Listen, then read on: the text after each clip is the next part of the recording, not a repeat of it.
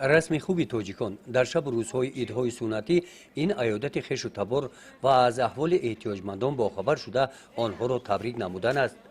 خصوصا شاد کردن دل یتیمان و معیوبان، پیرانسالان و احتیاجمندان و عائله‌های نیازمند از جمله عملهای خیر و ثواب به شمار می‌روند.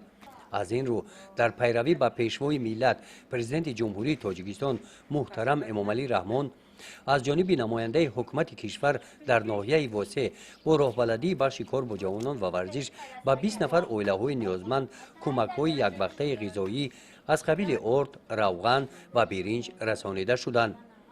همچنین 5 نفر معیوبان از دهات‌های ناحیه و عروبچه‌های معیوبی تأمین کرده شدند.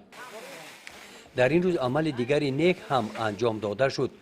برای باز هم پرغناوت گردانیدن دسترخوان ادانه سربازان شجاع وطن به قسم حربی 13483 وزارت مدافعه مستقر در ناحیه واسع موادهای غذایی ارد و روغن، گوشت و برنج، شکر رسانیده شدند.